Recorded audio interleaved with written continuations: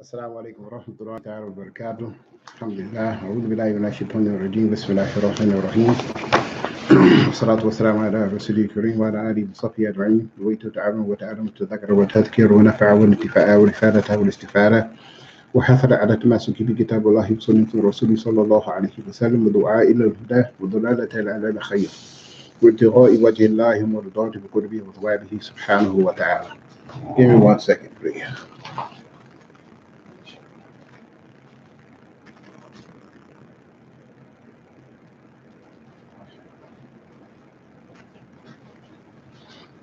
All right, mashallah. So we're going to be completing the first book within the next couple of days, inshallah. We're going to be reading through the conclusion and the afterword of the mutual reminding section of Imam Al-Haddad's two treatises.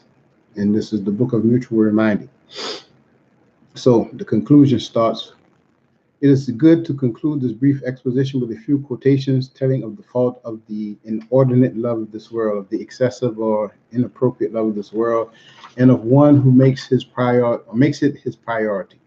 But we must precede this with a rule that can be acted upon and referred back to, and so we say, Tawfiq billah." And this is generally a saying of the scholars and successors from Allah.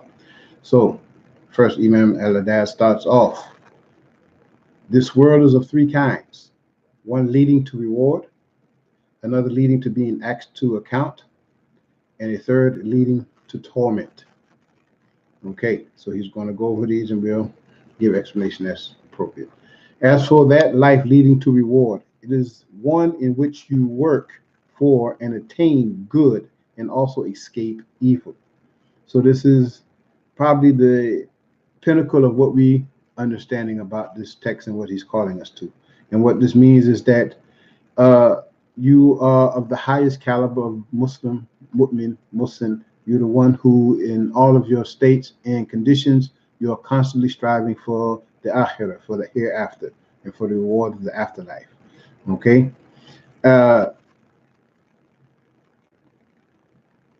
So he says, go back and read again. "As for that life leading to reward, it is one in which you work for and attain good and also escape evil." So continues, "The world is the riding mount of the believer and the tilling ground of the hereafter. This consists of the necessities that are lawfully acquired." So everything that we're doing within this world, we should always be, again, mindful of everything we're doing because it's taking us to the hereafter. As much as we may think that the things that we're doing does not matter on the day of judgment, or it's not because it's a religious action that we've been commanded to carry out, that it has no bearing on the end result of how we're going to stand before our Lord subhanahu wa ta'ala. This is wrong. Everything that we do in the life of this world has complete and utter connection to the life of the next world and how we will actually turn out in that life. So if we think that we can pray, fast, and do all these wonderful things, and then on the day of Yawm al-Qiyamah, we come before Allah and we've been doing all kind of crimes and facade, even though we did these things and think that we're not going to be held to account, got a bad reckoning coming. That's not to say that Allah will not forgive you. This is not to say that you will not eventually go to Jannah. But the understanding that we have amongst Ahlul Sunnah wal Jama'ah is that although Allah is not obligated to grant you Jannah and He's not obligated to send you to hell, He does send you to wherever He chooses by His fadl and His adl. But the actions that we carry out in this world are going to be good indicators of where we're going to end up in the next. So if we want Jannah, we need to do the acts that are going to take us to Jannah. If we don't care where we go at, then we do whatever we please. And even in terms of how we get our money, we have to be upright and we have to be connected to the Sharia, even in how we go about earning our money. Okay? We can't say because this is how things are, this is how things should be. It doesn't work like that. Have to be intelligent. There are a lot of other things that go along with this, but we're not going to take this up with long explanations. Questions about this, always direct them into the chat, inshallah. So he continues, "As for that which leads one to being asked to account," which is the second state that he talked about. "As for that which leads one to being asked to account, it is the life which neither prevents you from an obligation nor induces you to indulge in transgression. This is the kind of worldly situation which leads to protracted reckoning in the hereafter. It is that of the rich whom the poor will proceed into the garden by half a day, which is 500 years, according to the reckoning that we understand through the Quran. All right, so this here is that station where you're the person who you did good, but you also did some questionable, maybe some bad things as well. And as a result of that, you weren't really compelled to put as much energy into gaining the akhirah as you could or you should have been. So what will happen? You will have to answer some questions. Your reckoning will be rather long. And there's also an understanding that we should avoid having a long or even a reckoning period where we would have to answer questions of Allah subhanahu wa ta'ala will question us about certain things that we did in this life.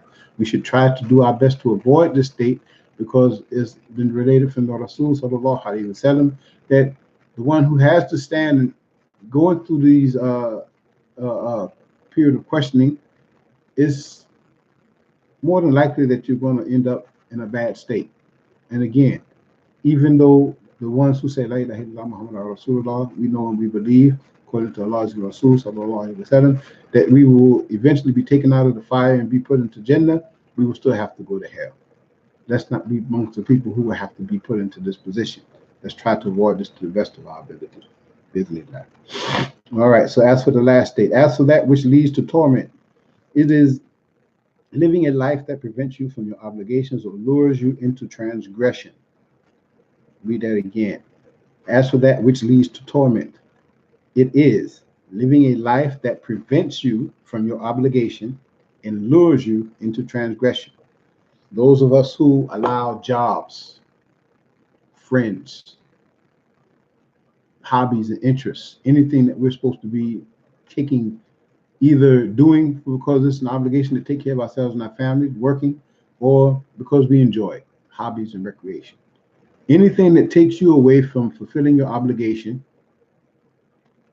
is going to be something that's going to cause you destruction. It's going to lead to your torment. Oh, well, I have to work, and the people at the job, they be tripping if you try to go pray. First of all, did you first, when you got that job, let them know that you had obligations, religious obligations that required you to pray at certain times throughout the day? The answer is no.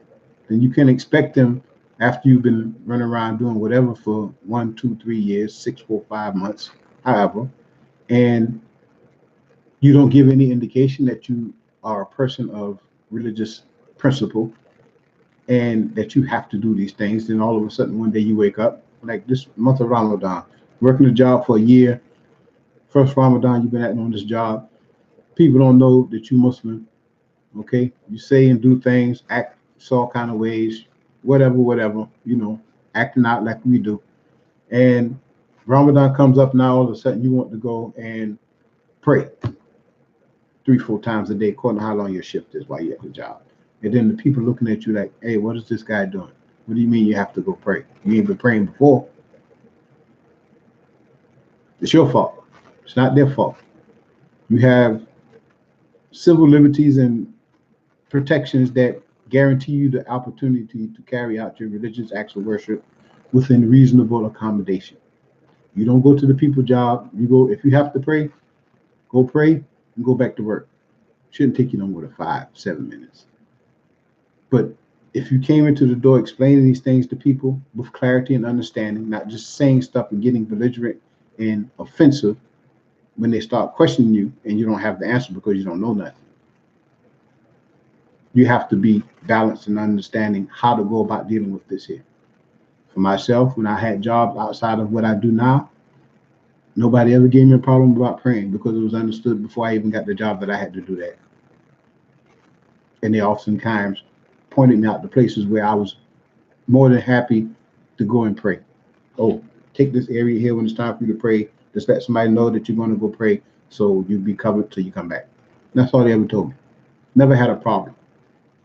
So if you're having a problem now or you're not doing it, then you need to communicate with me, Ustad Lumumba, Ustad Usman, and let us help you figure out a way that you can start being able to carry out your obligations so that you can get yourself out of this position that you're in. But yeah, the isn't it? So to continue.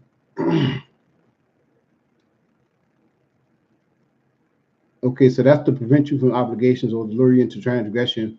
Friends, again, women, anything that we come up with, using these as excuses to why we do what we want to do, when we want to do it, how we want to do it. Everybody knows the story. It's no excuse. The only excuse that you should have is that you're not trying hard enough. Try harder. That'll all make us successful. All right, so to continue. For its owner, this life is provision for the fire and his path to the abode of ruin. This is what it means.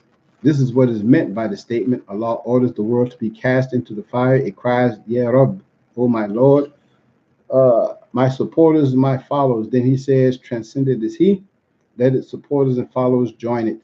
Then they are indeed made to join it. Meaning of that statement. Okay. You follow behind the things of this world and put aside the things that Allah subhanahu wa ta'ala has commanded you to do. Don't give it any real importance or significance. And just do whatever you want to do because this is what you want to do. And this is what you're comfortable with. This is what makes you happy. Then guess what? You're going to have to deal with the choices of your decision. Let's not be the people who have to deal with the bad choices or the bad results of our bad choices and decisions. So continuing, know that the pursuers of this world are of three kinds. So again, now he's giving an example of three kinds of people who are of this last kind that he referred to of the world. The world is of three kinds, one leading to reward, another leading to being asked to account, and the third leading to torment. Now for the segment of the third leading to torment, there are three kinds of people of this section. The first one, or rather, some pursue it with the intention of giving to relatives and comforting the poor. Such people are considered generous, and they will be rewarded if their acts match their intentions. However, they lack wisdom, for the wise do not seek that whose consequences they do not really know. Let them heed the lesson in the story of Tha'laba, whom Allah subhanahu wa ta'ala alludes in the verse. Among them are those who promise Allah, should he give us of his favor, we shall surely give charity. So this is Tha'laba. There were two Tha'labas. This Tha'laba was considered a Sahabi at one time, but he asked the Messenger of Allah sallallahu alaihi wasallam to make dua for him to be given wealth. And the Rasul sallallahu alaihi wasallam told him to ease up off of that, have sabr, just take what Allah subhanahu wa ta'ala has given you. Don't ask for something that you're not going to be able to bear. And he made the statement, should Allah give us his favor, surely we should give in sadaqah. Okay, so the Rasul sallallahu alaihi wasallam, being the person who he was and is to us, sallallahu alaihi wasallam, he made the dua for him. And what happened? Tha'laba got the wealth, and when the time came around for Tha'laba to pay his zakat, when the Rasul sallallahu alaihi wasallam sent the people to him to pay his zakat, he didn't pay. MashaAllah. So what happened to Tha'laba? This Tha'laba died in a state of what is considered kufr because he did not keep his oath. And the Rasul, when he tried to go back and give the wealth to the Rasul later, the Rasul refused to take it. And it is also stated in the hadith that when they buried him after he died, the earth spit him out, wouldn't take his body. And they took him and they threw him to the outskirts of Mecca, and he was left there for whatever it took him to take him. So let's not be like Tha'laba. This Tha'laba, again, there's another Tha'laba. I can't remember the last names of both of them, but the other Tha'laba was a Sahabi. He died upon Tawheed. And may Allah subhanahu wa ta'ala reunite us with him and the rest of the blessed Sahaba in Jannah. Ameen. Okay, so let's see. Should we go further? No, we're going to stop right there. And then we'll pick up this tomorrow, inshallah ta'ala. All right. Again, have a blessed day. Any questions, direct them to the chat. And inshallah, we'll see you tomorrow, bi'idhnillah, barring any unforeseen circumstances. سبحانك اللهم وبحمدك أشهد أن لا إله إلا أنت أستغفرك وأتوب إليك. السلام عليكم ورحمة الله تعالى وبركاته. رمضان مبارك.